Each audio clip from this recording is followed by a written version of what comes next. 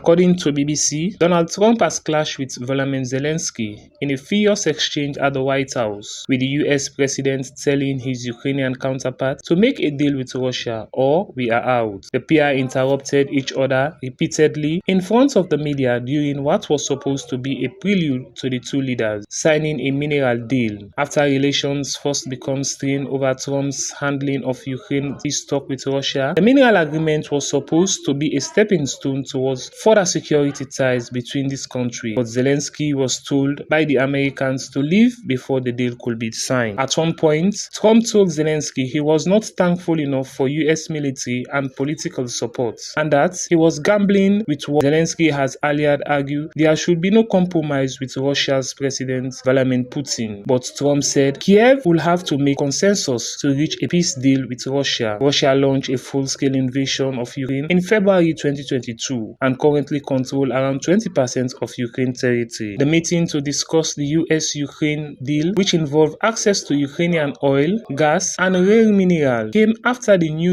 US president appears to blame Zelensky for the war and chilled him for not starting peace talk with Russia earlier. But Friday conversation source after the US Vice President J.D. Vance, who was sat alongside other politicians in the room, told Zelensky that the war has to be ended through diplomacy. Zelensky responded by asking what kind of diplomacy, referencing a previous ceasefire deal in 2019, agreeing 3 years before Russia's full-scale invasion. Moscow was supporting and arming separatist fighters in Ukraine's east. The vice president then accused Zelensky of being disrespectful and litigating the situation in front of the media. From there, the discussion escalated quickly as Trump and Vance accused Ukraine's president of being ungrateful for 3 years of US support during the war with Russia, with Trump saying Zelensky was in no position to tell the US how it should feel. Not long after the meeting and well ahead of the pre-planned schedule, Zelensky was seen leaving the White House in his official vehicle. In another news, the West African region Blanc says a mission deployed in Guinea-Bissau to help resolve an election dispute has left the country after the president threatened to expel it. The team was sent in last month to help reach a political consensus on how to hold election this year. Guinea-Bissau's general election has been scheduled for last November, but President Umaro Sissoco Embalo postponed